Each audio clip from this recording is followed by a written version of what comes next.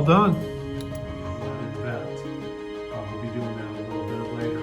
So with the 1/2 inch ply, I have started putting up the green board, the 1-inch insulation here, in the places where there are wires for the clearance lights. I've notched out. I'm using the small pieces here that are left over from the longer pieces, and then of course putting the metal tape on everything. Over here, and as I go, if there's gaps, and you can see, I don't know if you can see it or not, there's a gap there where I can actually see some daylight. I went outside and made sure everything is nice and firm there, and it is. So what I have is I have my dual cut gun, because I'm old and don't like to squeeze a gun anymore, and I have a tube of Lexel in here. So I'm just going to go ahead and I'm going to fill this gap with Lexel.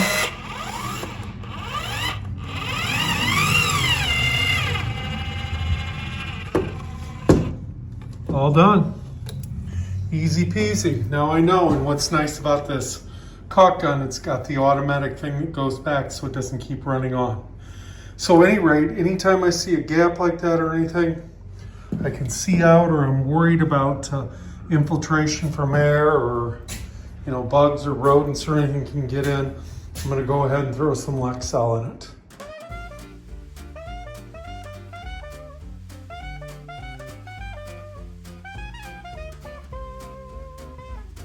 Okay, so doing a little test today, charging some batteries for the build this morning.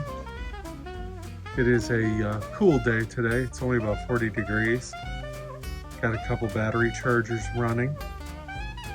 Just thought I'd bring EcoFlow River 2 out here to keep my batteries charged during the build, and threw up 100 watts, EcoFlow panel, and just sitting here on the tailgate. Believe it or not, this thing is making 62 watts. It'd be interesting to see if I had it in a really good spot what I could make. Okay, just took my 100-watt EcoFlow panel and put it up there, and now believe it or not, I'm getting 89 watts on this little portable power station, this River 2. 89 watts out of a 100-watt panel just sitting there. I'm happy with that. That's pretty good. Makes it kind of sustainable to use your portable tools when you don't have power. Nice little setup here.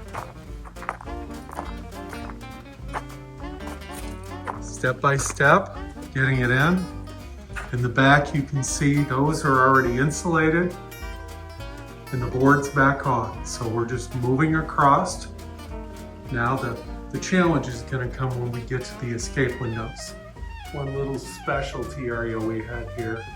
This is where the blocking was put in for the light up top and for the water down low, the water inlet, city and storage inlet and vent. We'll be doing that a little bit later. So with the 1/2-inch plywood, 1/2-inch insulation, I thought I could sneak another layer of 1/2-inch insulation on it. It wouldn't fit. I don't know if the insulation's a little bit bigger than half or what. So that wasn't going to go. So ended up getting some Reflectix. Obviously not what you'd want to do with the whole trailer because of the cost of Reflectix.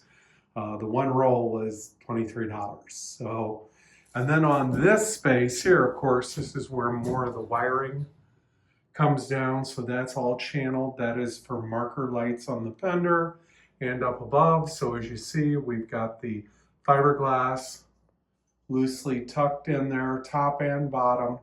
And then in the middle, we have the channeled styrofoam, the 1-inch for the wiring. So as I put the screws back in the board here, I've got my little screw covers. That way, I cut back on any transfer of hot or cold from the outside. It's not perfect, but it's certainly better on than the alternative of having that come in. So as you can see, I got several of them on over there. Of course, I won't have them on places where the trim piece is, or at the top where there'll be an overlap from the ceiling. As you can see here, as much as it takes, I'm going to go ahead and fill every little crack and crevice, especially in this floor area here, with the Lexel. And around the windows, anything where there is a place for draft, or worse yet, for critters to get in, I'm going to be filling the gaps with the Lexel. The Lexel, of course, because of how flexible and elastic it is. And we got another one of these corners to deal with the clearance lights. So that was a process. I had never worked on one of these RV windows before. As you know, I had to take the trim off, to take the 3/8 rain block off, to go ahead and to put the insulation in, which I completed this afternoon. Putting that trim ring on was not an easy task, let me tell you. You know, there's 4 separate pieces there, and to get everything to line up and to link up. This is a Lippert window. I don't know if you can see I doubt you can see it, but it's etched in the glass. It's Lippert. And to get these little bars on that go between the pieces and get all the screws to line up, oh my word. That was a job. So, got the whole wall down the side, and I'm ready to call it a day.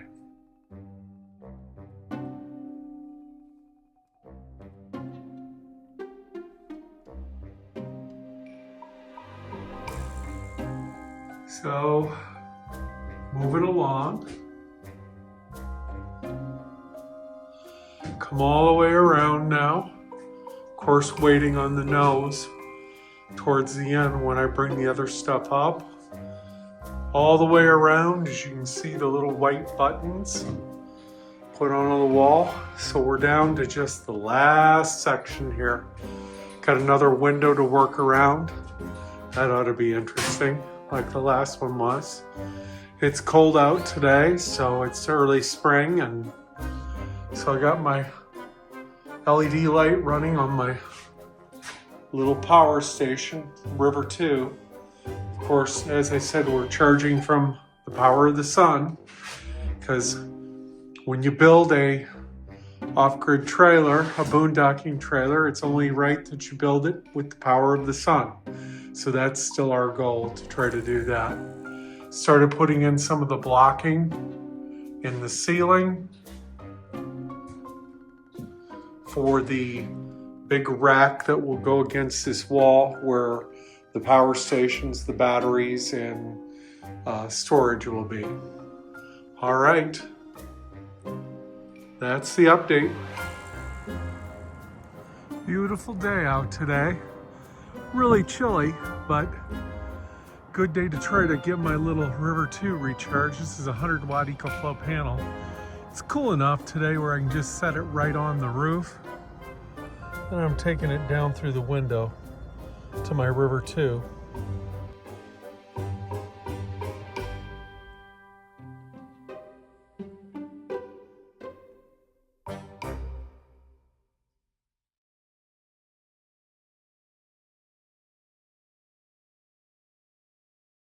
About 3/4, a little more of the way done. Out of the pink, had to get some green. Insulation, still the R10 though, to finish up. So, of course, the worst part is coming, the front, but I got a pretty cool angle finder to figure out those angles. Or so I hope. We'll give it a try. And as you can see, I've taped around all the blocking too. So that's what took a lot of time, is to go around all the blocking. All right, on to finish the rest. So when I cut all the 1-inch foam for the inside, I did the old tried and true method that I've seen for years. You just measure it, score it with a knife, snap it in half, and you're done. What I found out with the foam board is it cuts great going long ways to snap, but going across is like cutting against the grain in wood for some reason. So I had to find something else, and I looked on YouTube and I saw several people that had used table saws and used circular saws and all sorts of things. No, I really don't want to drag one out here to storage, and yeah, I can get some battery power to do it and everything with my EcoFlows. I can charge them, but I really didn't want to do that. And then it occurred to me, how about a multi-tool with a nice sharp long blade? Not the shorter blades, but one of these long 3-inch blades. So let me get a measurement. Looking at 22 5/8.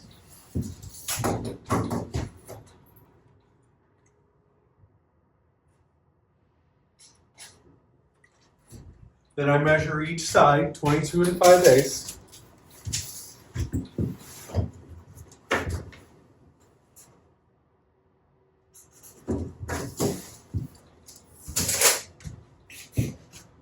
I use a square, but what I find is that none of this stuff is actually square. I can take, and this is a Johnson T-square, so it's a good one, or it's a Mays T-square, I'm sorry. But I find that if I square it up on most of the board, it will not be correct. I will have it on a square piece.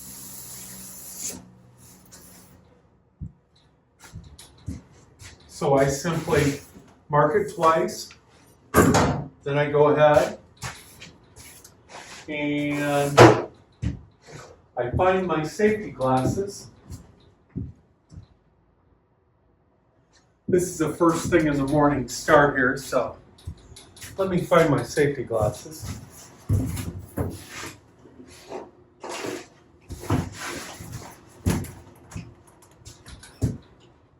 Made it too far to ruin my eyes now.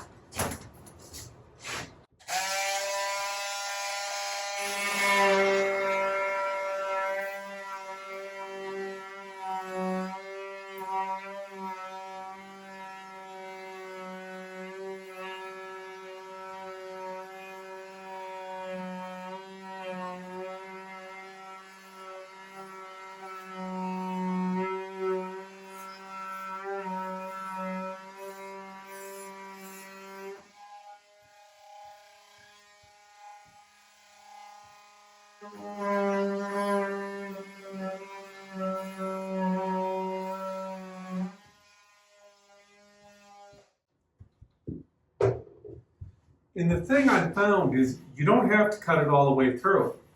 It's just like when you did it with the knife. And you just snap it, and there you go. Then you just cut, for me, I'm cutting about 1 inch off of it, slap it up in there, tape it, and it's a done deal. Starting the morning out here by getting some batteries charged. And I've made a decision on the ceiling. Decided to go, by the time I looked at weight,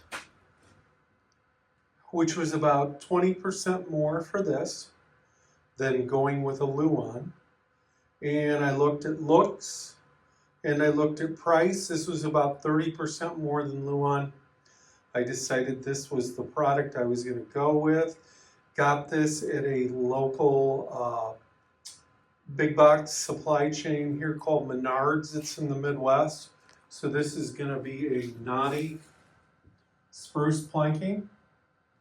And what's unique about for my situation, I'm 2 foot on centers for my ceiling joists. So these are 8 feet. So we'll see how it goes. I haven't done my final measurements to decide whether I'm going to get meticulous enough to where I'm going to measure it, divide it, and make sure I come out with even borders on each side. Initially, if I'm right on my measurements, I think I might have a 1/2 inch difference from side to side if I just start out with a full piece. So haven't totally made up my mind on that. I'll see when I do some measuring. I'll check back in. Well, I got a good start on it. It's a learning curve, let me tell you. I've done 1-inch car siding before in a house, but I've never really done it in a trailer like this. So yeah, it's interesting. It's a learning curve, but I really do like it. Looks pretty cool. And it does look good running down through here. It's not as hard to line up as I thought. You gotta be careful as you go, and it was really hard getting started along the side wall because of course the side walls aren't perfectly square. You can see they're a little bit out, but not much, and I plan to put like a piece of quarter round or something on the side to finish that off. Have to be some small quarter round, but yeah, so far so good. Now the one thing I am making sure I do is I put this up. The two boards that go together like this, I always wait until I get the next row. Then I come back and get that one so they don't separate or move on me. Yeah, I know it's a lot of screws, but you know what? I don't want it to come down. I don't want it to shift. And this pretty much guarantees. And with the caps on it, I really don't think it looks that bad, you know? Again, aesthetics are only 10% of what I'm looking for here. I'm not looking for it to be pretty. I'm looking for it to be sound, a peace of mind.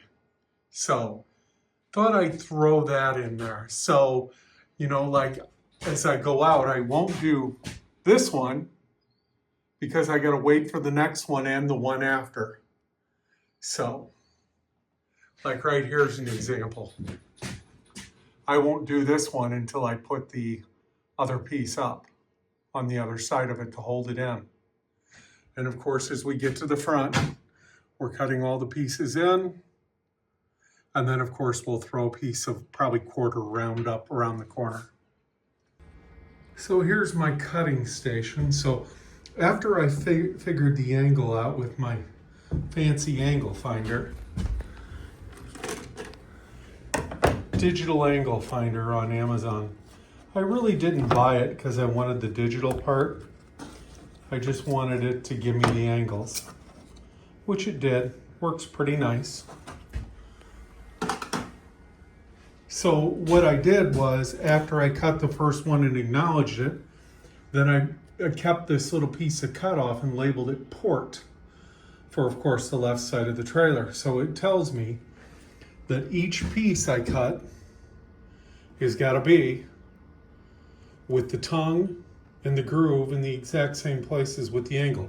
Now, what is the angle? It's 47 degrees, believe it or not. So right at the limit of what my saw will cut. So thought I'd throw that in there for a way that I do this, that it works out really good. So we've reached the halfway point.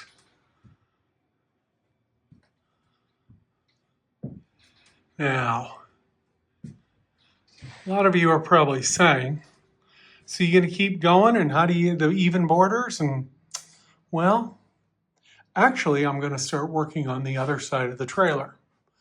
And then when I get the center, I've actually got a little surprise. So stay tuned for that.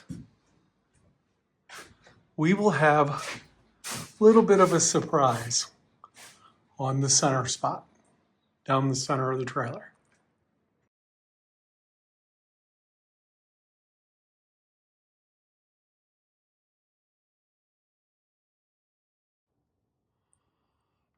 Well, got some more done. Closing in on it. Won't be long now. This, as you can see, of course, this one whole side is finished. Working on the other side here. Won't be long and I'll have it closed in a few more hours. And she'll be closed in. I've been amazed. I've run a lot of car siding over the years on ceilings and old houses, but I've never had any that's gone as easy as this stuff has. You know, I've got the DeWalt battery saw in here, which really helps make all the cuts. Goes pretty quick and easy, and I'm trying to keep things cleaned up. So, but yeah, looks good. And I actually like the look of the white covers on the screws. Now, there may be some that say that's ugly, but I think I like it. I like the uniform way it looks. And the big thing for me is that if it ever needs to come down to do whatever up there, I know there's no wiring up there, but if I ever need to take it down, it can come down. It's not a problem. Just drop the screws out and it comes down. In my opinion, a lot better than nailing a ceiling up. I know nailing's up's quick and easy, but I do like this. All right. Another day back at the trailer. As you can see, we're using the sun this morning to get some battery charged. Got just a 100 watt foldable up on the roof right now. Taking in some solar. Not a whole lot, it's laying flat, but we're taking in 57 using 99, so on the little EcoFlow Delta River. And as you can see, we're almost there.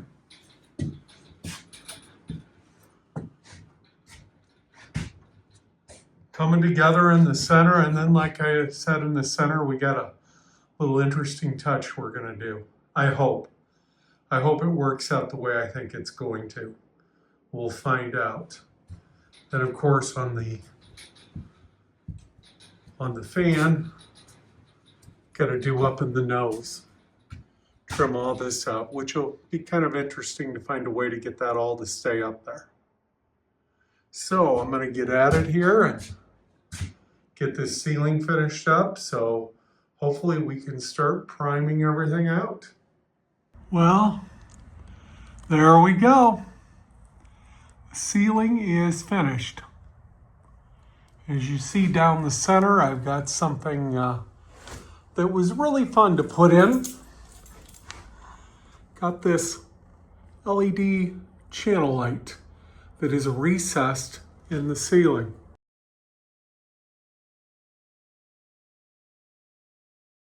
So that's why I ran the ceiling out from each side. And then very carefully, and it was quite the task to get this cut into the center of the ceiling. But as you can see, it runs down right to where the kitchen wall is going to be. And then it'll stop down here.